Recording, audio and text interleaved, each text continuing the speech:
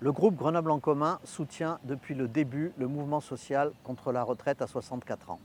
En mars, nous avons voté un vœu au conseil municipal demandant au gouvernement de retirer son projet de régression sociale et de négocier vraiment avec les syndicats. En accord avec ce vœu, une banderole a été posée sur l'hôtel de ville pour afficher notre soutien. L'élu macroniste Émilie Chalas a obtenu en référé le retrait de la banderole. La ville a pris acte de cette décision de suspension et se défendra sur le fond. Madame Chalas crie victoire sur Twitter. Mais de quelle victoire s'agit-il? Tenter d'invisibiliser l'immense vague populaire?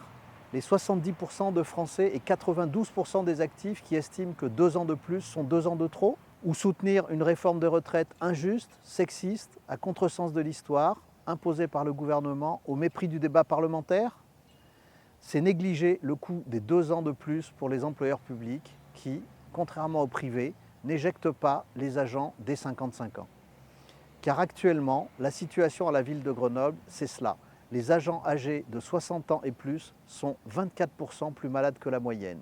Ils ont 80% d'accidents du travail en plus que la moyenne et 231% de maladies de longue durée en plus que la moyenne. Les agents qui partent en retraite, 16% le font pour invalidité actuellement, avec une carrière souvent incomplète et donc une pension minorée. Comment les faire travailler 2 ans de plus sans avoir une envolée de leur absence pour accident du travail, maladie professionnelle, maladie ordinaire? Cette envolée dont les coûts seront intégralement financés par les collectivités employeurs, alors même que le régime de retraite des agents, la CNRACL, verse déjà 800 millions d'euros par an au régime général au titre de la solidarité entre régimes. Taxe que le gouvernement augmentera de 600 millions d'euros dès 2024. Sa victoire est donc celle de soutenir une régression sociale indécente où tout allongement de carrière créera des trappes à pauvreté et des situations sociales difficiles.